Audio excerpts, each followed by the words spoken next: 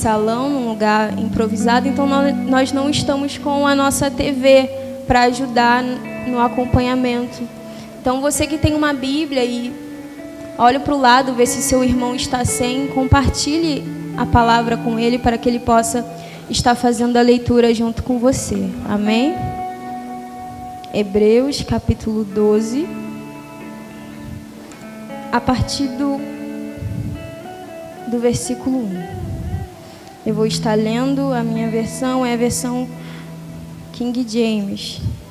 E ela diz assim: portanto, visto que nós também estamos rodeados de uma tão grande nuvem de testemunhas, deixemos de lado todo o peso e o pecado que tão de perto nos rodeia, e corramos com paciência a corrida que está proposta diante de nós, olhando para Jesus, o autor e consumador da nossa fé, o qual, pela alegria que lhe foi proposta, suportou a cruz, desprezando a desonra, e estar assentado à destra do trono de Deus. Considerai, pois, aquele que suportou tais contradições dos pecadores contra si mesmo, a fim de que não fiqueis exaustos e desencorajados em vossas mentes. Feche os seus olhos. Pai, nós te louvamos e te agradecemos pela sua palavra. Palavra essa, Senhor, que nós cremos que ela é viva, que ela é eficaz, que ela é mais penetrante que uma espada de dois gumes. Pois essa palavra, ela tem a capacidade de penetrar onde ninguém pode penetrar. Essa palavra, ela tem a capacidade de transformar o que ninguém pode transformar. Essa palavra tem a capacidade de fazer o que ninguém consegue fazer. Então, que nessa noite a sua palavra faça aquilo que lhe apraz, assim como a sua palavra diz que assim como a chuva e a neve, elas descem do céu elas descem do céu e regam a terra e a fecundam e faz dar, Senhor, semente ao semeador e pão ao que come, Senhor. Assim é a palavra que sai da tua boca, ela não volta vazia, mas antes ela faz aquilo que lhe apraz, ela faz aquilo que o Senhor ordena. Que nessa noite a tua palavra, Senhor, faça aquilo que lhe apraz, que ela penetre no coração, Senhor, do pecador, que o teu Espírito convença aquele que ainda não te reconheceu como Senhor e Salvador da tua vida, Senhor. Nós cremos e assim oramos. Amém. Meus irmãos, a carta aos Hebreus, ela foi uma carta escrita para os judeus que haviam se convertido ao cristianismo. E esses irmãos, eles estavam passando por um momento muito desafiador na sua caminhada cristã. Eles estavam sendo perseguidos e passando por momentos de muitas aflições, justamente por eles terem deixado o judaísmo e agora eles estarem professando a sua fé em Jesus. Naquela época, o cristianismo, ele era tido como uma seita. Então, todo aquele que se convertia ao cristianismo, eles passavam por muitos sofrimentos.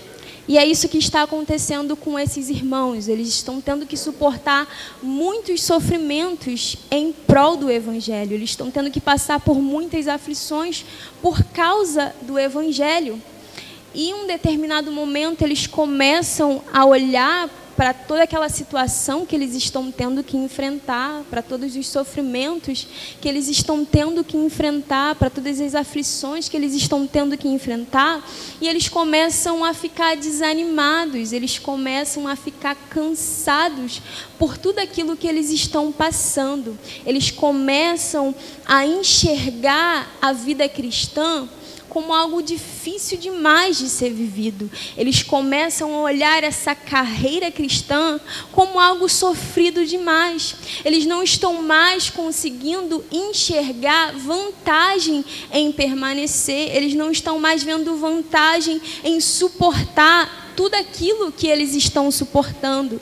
E aí eles vão começar a cogitar a ideia de voltar para o judaísmo, de voltar para a velha vida que eles viviam, de voltar a praticar as velhas práticas. Eles estão olhando para tudo aquilo que eles estão passando e estão pensando: a vida que eu vivia era uma vida mais fácil. A vida lá no judaísmo era uma vida com menos sofrimento. A vida que eu tinha lá atrás, eu não precisava suportar tudo que eu estou suportando agora. Então, aos olhos deles, voltar parecia a melhor solução. Retroceder parecia a resolução para os seus problemas. E é aí, nesse contexto, que essa carta ela vai ser escrita. O autor ele vai escrever Hebreus a fim de encorajar esses irmãos que estavam cansados a não abandonarem a sua fé em Cristo. O autor vai escrever essa carta a fim de encorajá-los a não tomar essa decisão de abandonar Jesus para voltar a viver debaixo da antiga aliança. E a forma que o autor vai encontrar para encorajá-los é fazer com que eles entendam a superioridade de Cristo e a superioridade da promessa de Cristo. A forma que o autor vai encontrar para que esses irmãos vençam o desânimo e encontram motivo para continuar, para suportar as aflições, é tendo as suas mentes transformadas por essa verdade de que Cristo, ele é superior e a promessa que ele tem para nós é incomparavelmente superior a qualquer coisa que possamos passar aqui nessa terra. Aí o autor escreve Hebreus, porque esses irmãos eles ainda não haviam tido essa transformação, eles ainda não haviam tido esse entendimento de que Cristo era superior, de que a promessa de Cristo era muito superior. Eles ainda não haviam entendido, é por isso que eles estavam querendo voltar, é por isso que eles estão passando por provações, por sofrimentos e não estão vendo motivo para continuar, porque eles não tinham compreendido ainda que a promessa que Cristo havia para eles era incomparavelmente melhor. Essa é a tese de Hebreus, esse é o assunto principal de Hebreus. Cristo é superior.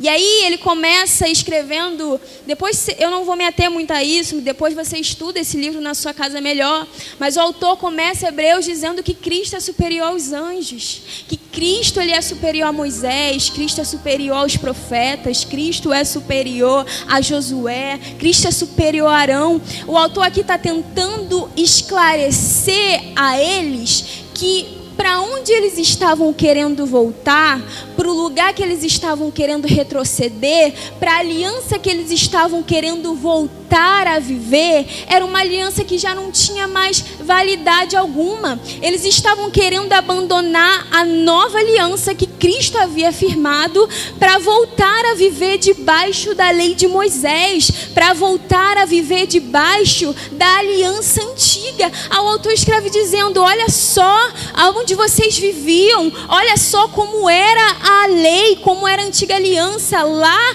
era necessário oferecer animais ano após ano para a purificação de pecado, e mesmo assim, com o sangue de animal sendo derramado ano após ano, aqueles animais não tinham a capacidade de purificar ninguém por completo do seu pecado. Agora olhem só por exemplo de Cristo, olhem só para o sacrifício de Cristo. Ele com uma só oferta, com uma só vez morto no Calvário, o seu sangue foi capaz de nos purificar de todo o pecado. O autor está tentando esclarecer para eles que Cristo era superior a todas as coisas, que a promessa que Cristo havia vos feito era superior a todas as coisas.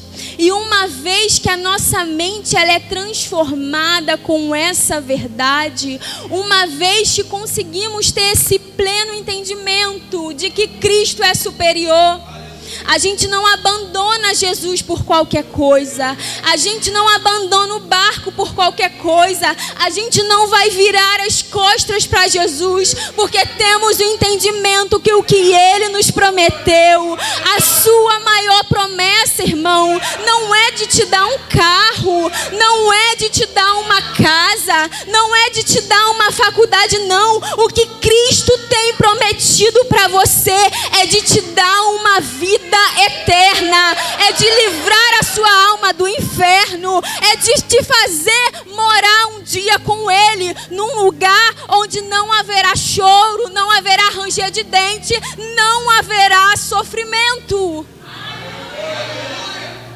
O que nos parece é que muitas vezes não conseguimos ter essa compreensão. Queremos abandonar Jesus quando Ele não nos dá o emprego que queremos, quando Ele não cumpre aquilo na hora que a gente quer, e nos esquecemos da superioridade da sua promessa. Paulo, ele foi transformado com essa verdade, e na sua carta aos Romanos ele vai escrever o seguinte: eu estou certo, eu estou convicto de que as tribulações do tempo presente não dá para ser comparada com a glória que há de ser revelada em nós. Quando temos esse entendimento, as aflições passam a ser mero detalhes, as tribulações passam a ser mero detalhes. Passamos a enxergar as dificuldades da vida com uma perspectiva diferente. Encontramos motivo para suportar tudo aquilo que tivermos que suportar nessa vida. E aí o autor vai dar elementos suficientes a eles para que eles consigam ter essa compreensão. Do capítulo 1 ao 10, o autor vai descrever, vai fazer várias comparações para que eles consigam compreender essa verdade. E não é diferente nos dias de hoje. O nosso adversário, ele está a todo momento trabalhando para que possamos enxergar essa carreira dessa forma que esses irmãos estavam enxergando, como algo difícil demais, como algo sofrido demais. Quantas pessoas eu e você conhecemos que não falam isso? Essa coisa de ser crente não é para mim. Essa coisa de ser crente não dá para mim. Sofrer do jeito que vocês sofrem, passar pelo que vocês estão passando, não dá para mim. Essa é uma das estratégias que Satanás usa, cegar o nosso entendimento para não corrermos a corrida que Cristo propôs para nós. Mas essa noite, todo aquele que entrou aqui dentro com essa venda nos olhos, terá seus olhos desvendados e terá sua mente impactada com essa verdade. Cristo, Ele é superior a todas as coisas. Então esse foi o intuito da carta aos Hebreus. Encorajar quem estava cansado. Mostrar que não havia vantagem em voltar. Que havia vantagem era em permanecer. Era em perseverar. Era em continuar. Era em correr essa carreira que Cristo propôs a nós. E aí nós vamos entrar no capítulo 12. E o autor inicia o texto dizendo assim: portanto, visto que nós também estamos rodeados de uma tão grande nuvem de testemunhas, e eu quero parar aqui para que a gente possa conseguir compreender essa parte do texto. E o capítulo 12, ele é uma continuação do que está sendo tratado no capítulo 11. Ele se inicia com a palavra portanto.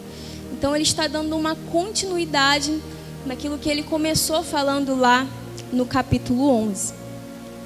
E essa nuvem de testemunhas aqui eu sempre achei que estava se referindo às pessoas que nos cercam, às pessoas aos nossos vizinhos, nosso ciclo de amizade. Quem nunca ouviu, né? Olha, cuidado com aquilo que você faz, que nós estamos rodeados por uma nuvem de testemunhas. Só que o sentido aqui de uma tão grande nuvem de testemunhas não é esse. O sentido aqui, a palavra aqui, ela tem um significado de mártires. Ele está se referindo aos heróis da fé que foram citados lá no capítulo 11, que nós conhecemos bem. A palavra mártires, ela tem um significado de pessoas que morreram defendendo a sua fé. Então, o que o autor ele está querendo nos mostrar aqui, a ideia de nuvem de testemunhas aqui é nos mostrar que existem pessoas que já passaram por esse caminho que nós estamos passando. Pessoas que já correram essa corrida que eu e você ainda estamos correndo. Pessoas que já chegaram lá na linha de chegada e tiveram um bom êxito. Pessoas que encerraram a sua carreira, a sua corrida e conseguiram ganhar o prêmio. Então, a ideia aqui é: pessoas já chegaram lá na linha de chegada. Então, essa corrida, ela não é uma corrida impossível de ser corrida, diferente do que muitos pensam. Essa corrida, existem pessoas que já chegaram lá. Então, se eles chegaram, eu e você também podemos chegar. Se pessoas já concluíram essa corrida, eu e você também podemos concluir. Não tem nada mais animador do que a gente olhar para o exemplo bem-sucedido de alguém que tenha feito isso antes. Não existe nada mais animador do que a gente olhar e ver ele conseguiu. Então, é possível eu também conseguir. Se eles correram e chegaram, nós também podemos correr e chegar. Se eles correram e tiveram êxito, eu e você também podemos correr e ter êxito nessa corrida. Porque o Deus que foi com eles é o Deus que também é conosco. O Deus de ontem não muda. É o mesmo Deus de ontem, de hoje, será para sempre. Deus, ele não perdeu o interesse pelo seu povo. O mesmo Deus que os ajudou a concluir é o Deus que também nos ajudará a concluir. Então, olha para esse irmão que está do seu lado e fala: não temos desculpa. Iremos concluir essa carreira. Graças a Deus. Só que nessa corrida, não basta correr de qualquer maneira. O autor ele vai nos dar algumas instruções para como correr essa corrida. Não é uma corrida que qualquer pessoa entra, chega, sai correndo e consegue vencer, não. Para vencer essa corrida, existem algumas instruções que precisam ser seguidas, assim como em qualquer corrida comum. Para você correr uma corrida normal, você também precisa de instruções. E eu estava até conversando com o João hoje, que eu me lembrei de um fato, que uma vez, irmãos, eu fui cismar de querer correr na ciclovia. Falei, vou correr, nunca tinha corrido antes. Chamei minha prima, falei, vamos correr, prima. Ela, vamos. Colocamos a roupa e viemos correr aqui nessa ciclovia. E assim que eu comecei a correr, logo em seguida eu já comecei a sentir muita dor na minha barriga, uma dor insuportável. E eu tive que parar e voltar para casa porque estava doendo muito. E aí depois eu fui comentar com uma amiga minha que ela já tinha a prática, né, de correr diariamente. E ela falou assim, Gabi, para você correr você tem que saber respirar. Você não pode respirar de qualquer maneira. Você tem que saber qual é a técnica para você respirar, senão você vai sentir muita dor na sua barriga. Então, até para essa corrida, não tem como correr de qualquer jeito. Você precisa de algumas instruções. Eu falei, tudo bem, eu não sabia disso, por isso que eu senti muita dor. Achei que era só botar a roupa e correr, mas não. Existem instruções que precisam ser seguidas. E nessa carreira, nessa corrida, não é diferente. A primeira instrução que o autor vai nos dar é deixar de lado todo o peso e todo o pecado que tão firmemente se apega a nós. Para entrarmos nessa corrida, para termos bom êxito nessa corrida, iremos precisar abrir mão de muitas coisas. Não tem como querer chegar no final dessa corrida, receber o prêmio dessa corrida, sem antes abrir mão de muitas coisas. E a primeira coisa que ele vai falar para a gente se livrar é do peso. Porque quem é corredor aqui, a nossa querida Aline, não sei se ela está aqui, mas ela é corredora, e ela sabe bem, não é possível você querer correr uma corrida com uma mochila nas costas. Isso vai te atrapalhar no caminho, isso vai te atrapalhar, vai te impedir de chegar lá no final. Então a primeira coisa a se fazer é se desfazer dos pesos, é se desfazer daquilo que pode te impedir. E perceba que o autor, ele vai fazer uma distinção entre peso e pecado. Existem coisas que não são pecado em si, mas pode te atrapalhar nessa corrida, pode te atrapalhar de chegar lá no final. Então vai ter coisas que você vai precisar abrir mão, sim, mesmo não sendo pecado. Existem coisas que você vai precisar deixar de lado se quiser chegar lá no final dessa corrida. Tem coisas que podem até ser lícitas, mas nessa corrida não convém. Tem coisas que são lícitas, mas nessa corrida você vai ter que abrir mão. Você vai ter que deixar de fazer parte de algumas rodinhas. Você vai ter que deixar de fazer parte de algumas conversas. Você vai ter que abrir mão de algumas coisas que não edificam. Nessa corrida você vai ter que abrir mão. Esses dias o João foi me buscar na faculdade e ele falou assim: amor, eu tenho vindo te buscar e eu tenho reparado que você tem andado tão sozinha. O que está acontecendo? Porque eu mudei de unidade, antes eu estudava em Santa Cruz, agora eu estou estudando em Campo Grande. Ele falou: o que está acontecendo? Você não está conseguindo se enturmar com o pessoal? Eu falei: amor, eu até, se eu quisesse, eu até conseguiria. Eu até tentei me enturmar. Mas são conversas que não convêm. São papos que não convêm. São coisas que não dá para você estar no meio. E às vezes isso vai fazer com que você ande sozinho, com que você seja taxado de chato, quadrado, de seja lá o que for. Mas nessa corrida a gente tem que entender: o que é peso eu preciso abrir mão. Não tem como negociar, não tem como ser flexível, tem que abrir mão. Não te edifica, abra mão. Está roubando o seu tempo com Deus, abra mão, deixa aí. Mas não deixe de correr essa corrida, não deixe que Satanás te impeça de correr essa corrida.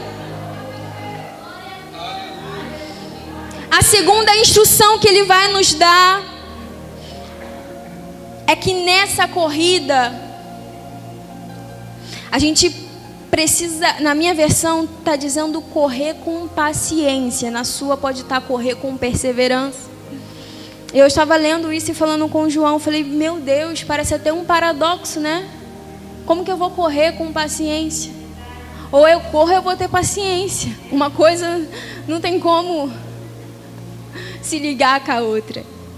Só que aqui, nessa corrida, não é uma corrida sobre quem chegar primeiro, sobre quem sai da linha de chegada primeiro e chega lá no final, não.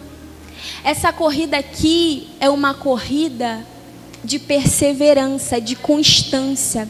É sobre quem vai permanecer constante até o final. É por isso que a gente vê algumas pessoas que até inicia na corrida, Ellen, mas não consegue permanecer. Chega afoito, mas cansa, para no meio do caminho, porque não é uma corrida de competição, não. É uma corrida de perseverança. Aqui a carreira é longa. Quantos irmãos estão aqui e já ouvem falar, Jesus está voltando.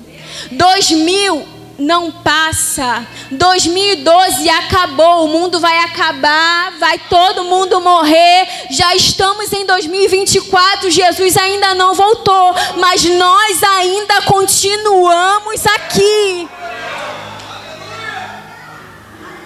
Tem que ter perseverança. Se não perseverar, não consegue chegar até o fim.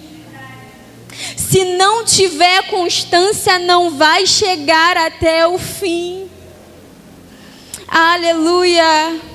Então não é sobre quem chegar primeiro, é sobre quem se mantém constante até o fim. O Senhor tem falado esse ano muito conosco sobre isso, constância, permanência. Precisamos escolher em qual caminho iremos seguir. Chega, irmão, dessa coisa. Uma semana na igreja, outra semana no mundo. Uma semana é de Deus, outra semana é do diabo. Não, é constância. Nessa corrida requer constância.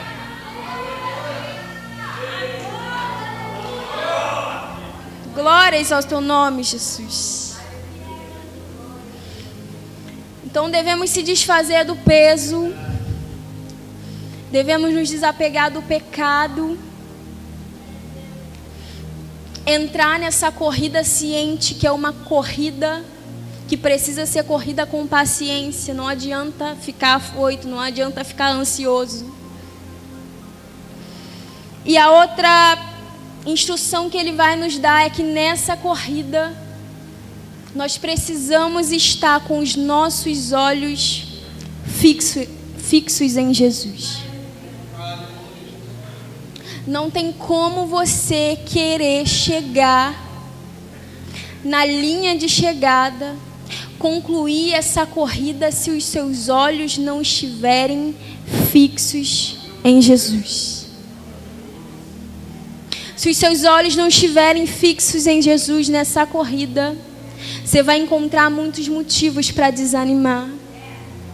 Se os seus olhos não estiverem fixos em Jesus, nessa corrida você vai achar motivo de sobra para querer desanimar, para querer abandonar, para querer voltar, para querer retroceder. O que está acontecendo aqui? Esses irmãos estão olhando para o sofrimento e estão dizendo, não tem vantagem nenhuma. Esses irmãos estão olhando para a aflição e estão dizendo, não tem vantagem nenhuma. É o que o autor faz? Fixem os olhos de vocês em Jesus, porque o dia que vocês fixarem, vocês vão encontrar motivo.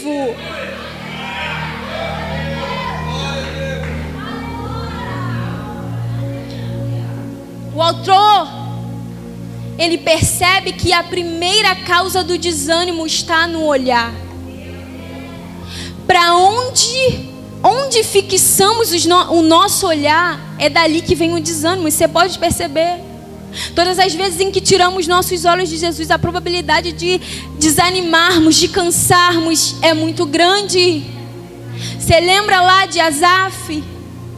No Salmo 73.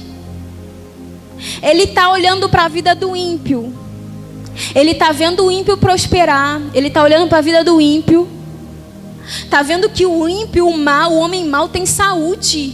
Vive alegre. E ele está olhando para aquilo e está dizendo, meu Deus, eu acho que eu estou fazendo errado.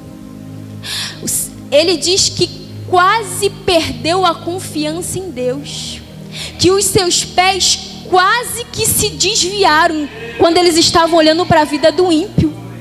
Mas o texto diz que quando ele entra na presença de Deus, aí ele conseguiu olhar com a perspectiva certa.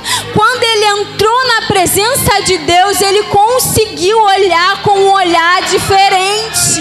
Ele conseguiu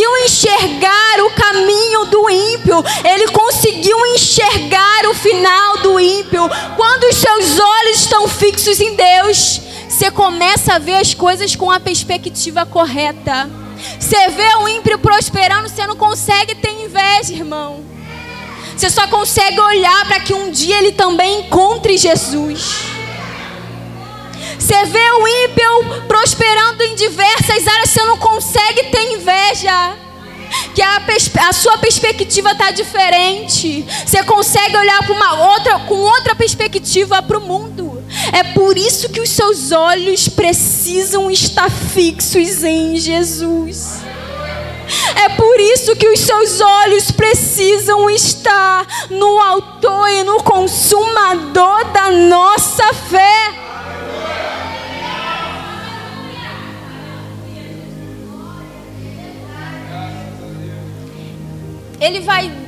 O autor aqui vai dar a nuvem de testemunha como exemplo para nós. Mas perceba que fixar os olhos, ele vai fazer questão de enfatizar. Os olhos de vocês precisam estar fixos somente em Jesus. Ele não manda vocês fixarem os olhos em Abraão, em Abel, em Noé, não. Eles são só exemplos de que é possível correr, é possível chegar. Sabe por quê? Porque se o autor manda que fixe os olhos de vocês em Noé, em Abraão, em alguém, você poderia encontrar algum motivo para desanimar. Você poderia encontrar algum erro na vida deles e dizer, não vou correr porque eles erraram comigo. Ele vai mandar vocês fixarem os olhos em Jesus, porque nele não encontraremos erro, nele não encontraremos motivos para desanimar. Quando os nossos olhos estão nele, não achamos nada para nos fazer desistir, correr essa corrida. Eu sinto em te dizer que se os seus olhos estiverem no pastor Vani, se os seus olhos estiverem no Miqueias, na Lindaiá, na Laizá, na Maiara, você pode encontrar, irmão, algum motivo para desanimar. É por isso que vemos tantas pessoas idolatrando homens e quando eles erram, desvia, idolatrando o pastor e quando eles erram, se afastam, porque são passivos a erros. Respeitem. Tenham admiração, mas fixem os olhos somente em Jesus. Não fixe seus olhos em cantor, em pregador, em pastor, por mais renomado que sejam. Estão passivos a erros. Nessa corrida você precisa estar com os olhos fixos em Jesus. Quando os nossos olhos estão fixos em Cristo, vemos tudo na perspectiva correta.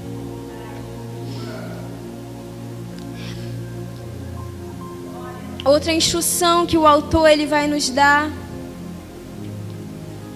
é para considerarmos o exemplo de Cristo. Aquele que suportou a cruz, desprezando a desonra, e agora estar assentado à direita do trono de Deus. Considerai, pois, aqueles que suportou tais contradições dos pecadores contra si mesmo, a fim de que não fiqueis exaustos e desencorajados em vossas mentes. O que motivou Jesus a enfrentar a agonia da cruz, você já parou para pensar sobre isso? O que foi que motivou Jesus a descer do céu, a se despedir toda a sua glória, se fazer homem, se fazer pecador para enfrentar a agonia da cruz? Você já parou para refletir sobre isso? Aí talvez você diga, ele era Jesus, ele era Deus, mas ele também foi 100% homem. Você já parou para pensar sobre o que foi que encorajou Jesus a morrer naquela cruz. Ele olhou para nós. Ele olhou para a raça caída. E antes de lembrar do que ele iria sofrer, ele lembrou de nós. Antes dele lembrar tudo que ele teria que passar, ele lembrou de nós. Ele lembrou da alegria de nos conceder a salvação, de nos conceder a vida eterna. É por isso que Cristo foi encorajado a suportar todo aquele sofrimento. Ele enxerga além do sofrimento momentâneo. Ele enxerga além daquela vergonha que ele passaria ali. Ele está olhando e está dizendo: o Evani, ele vai ser salvo. A Laísa vai ser salva. O João, ele vai ser salvo. Então vale a pena eu morrer. Então vale a pena eu suportar. Então vale a pena eu passar por tudo, por toda essa dor, por toda essa agonia, porque um dia eles morarão no céu comigo. Eu reconciliarei eles com Deus. Irmãos, éramos réu do inferno. Não havia mais solução para a gente. Estávamos destinados ao inferno. Aí Cristo, Ele resolveu descer, se fazer homem, se fazer pecador, para morrer pela minha e pela sua vida. Aí hoje, sabe o que a gente faz? Passa por algum sofrimento e diz: eu não mereço isso. Temos a audácia de dizer: eu não mereço passar por isso. Eu não mereço enfrentar tudo que eu estou enfrentando. Eu não nasci para isso, porque é isso que os livros de autoajuda, que as mensagens de autoajuda fazem. Você não nasceu para isso. Você não merece isso, não. Você está sofrendo muito. Aí as pessoas abandonam Jesus. Não mereço. Não nasci para isso. Aí Cristo lá no céu diz: eu vou me fazer pecador. Eu vou me fazer humilhado. Eu vou ser desprezado. Eu vou ser maltratado. Eu vou ser cuspido, porque eles terão vida eterna. Aí eu e você, morando no Brasil, num país laico, num país com liberdade de expressão, chegamos aqui, alguém não nos cumprimenta dizemos: eu vou abandonar, não dá para mim, estou sendo perseguido. Existem pessoas morando no Brasil,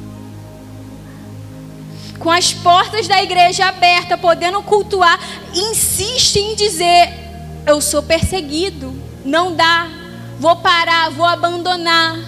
Ei, o que está nos faltando é compreender isso aqui.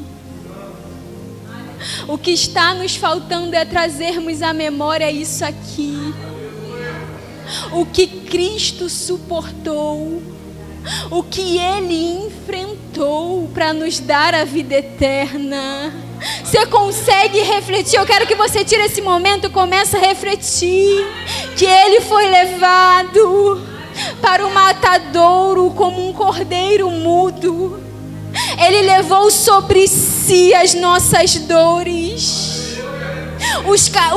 O castigo que nos traz a paz estava sobre Ele. Ele aguentou, Ele suportou. E o autor está dizendo: tragam à memória de vocês o exemplo de Cristo, para vocês não se cansarem. Todas as vezes que o desânimo estiver prestes a bater na sua porta, A partir de hoje você vai lembrar: Jesus sofreu por mim. Ele enfrentou o sofrimento. Ele enfrentou, Ele passou só para me dar vida eterna. Então eu também vou enfrentar, eu também vou passar. Eu não vou retroceder, eu não vou parar, eu vou continuar, porque existe uma vida eterna me esperando.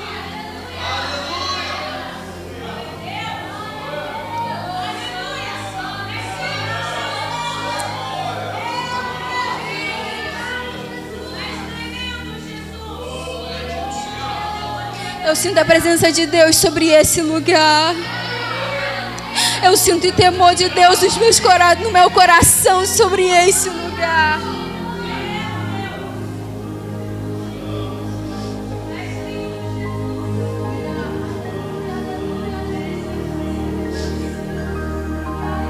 Estamos vivendo os últimos dias. Não dá mais para pregar outra coisa a não ser essa verdade. Existe uma carreira que Cristo propôs a cada um de nós. Existe uma missão a ser concluída que Ele destinou a cada um de nós. Satanás vai investir para que você desista. Satanás vai investir para que você retroceda, para que você pare no meio do caminho. Mas essa noite Ele está abrindo a nossa mente. Ele quer que mudemos a nossa mentalidade e passemos a enxergar como de fato Ele merece ser enxergado. Não como um mero abençoador, não como um mero Deus que pode nos dar aquilo que a gente pede. Não é como isso. É como alguém que sofreu por você para te dar a vida eterna. Essa é a maior bênção do Evangelho. Talvez você entrou nessa noite precisando de tantas coisas, e Deus conhece, Ele sabe das suas necessidades e irá supri-la. Mas a bênção maior que Cristo deu a você, que Ele proporcionou a você, é vida eterna. O que Ele tinha que fazer, Ele já fez por nós. Tudo que Ele tinha para fazer por nós, Ele já fez. Dá o seu filho para morrer. Agora quem precisa fazer somos nós. Reconhecer esse sacrifício, reconhecer essa bênção, reconhecer essa superioridade. Ele é superior. A sua promessa é superior a qualquer coisa. Se coloque sobre os pés essa noite.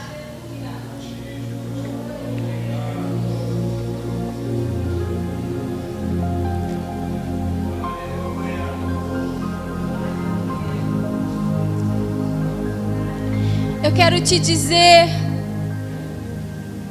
que a nossa esperança, ela não está resumida nessa vida como vivem os miseráveis. O mundo, ele vive assim, esperando por coisas terrenas. Mas o nosso maior anseio, a nossa maior esperança está no Autor e no Consumador da nossa fé.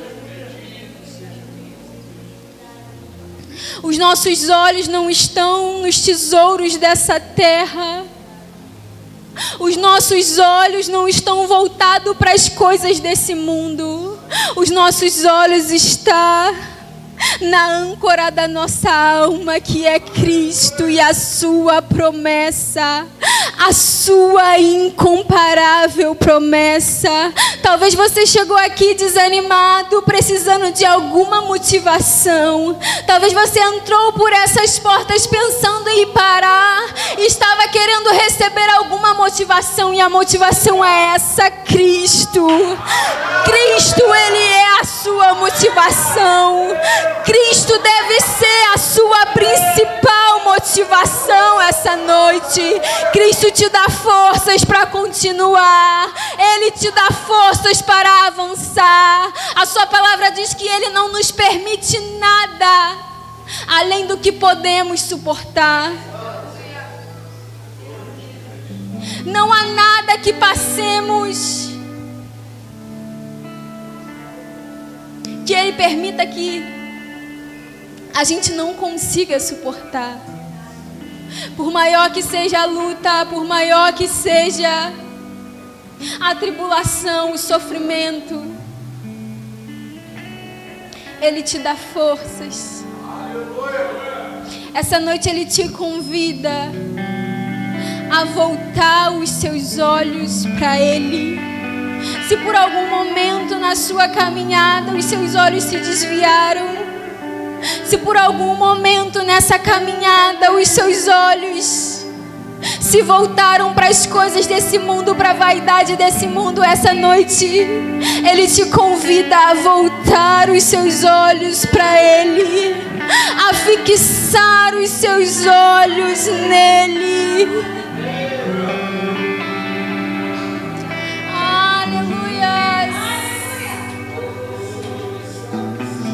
Glórias ao seu nome, Jesus.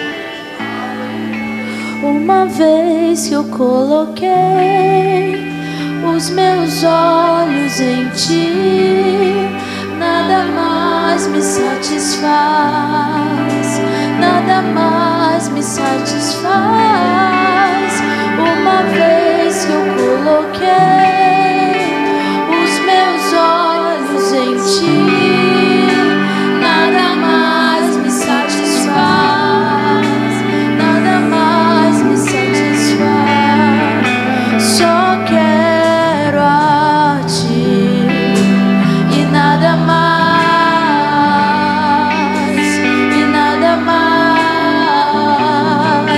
nada além de Ti.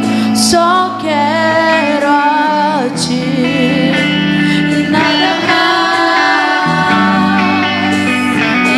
mais, nada além de Ti. Uma vez que eu coloquei os meus olhos em Ti, nada mais me satisfaz.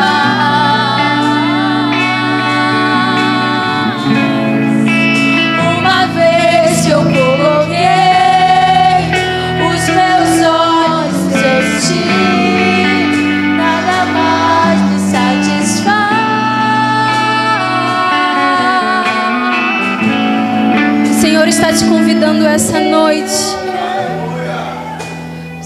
Você que por algum momento da sua vida esteve com os seus olhos voltados para tantas coisas, se encontra desesperado, se encontra sem saída. Essa noite o autor e o consumador da fé está te convidando. Venha, fixe os seus olhos em mim. Você que entrou essa noite por essas portas e ainda não reconheceu Cristo como seu único e suficiente Salvador, o convite está aberto a você.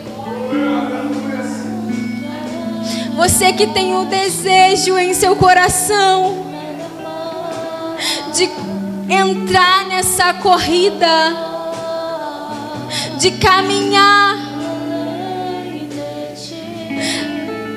nessa corrida a fim de ganhar o prêmio da salvação, essa noite o Senhor te convida. Ainda tem espaço para você. Ainda é possível começar a correr. Ele te convida. O ministério de louvor estará aqui entoando esse louvor. E se você sentir no seu coração o desejo de receber Cristo como seu Salvador, saia do seu lugar, venha até aqui. Estarão orando pela sua vida. E eu agradeço a minha oportunidade.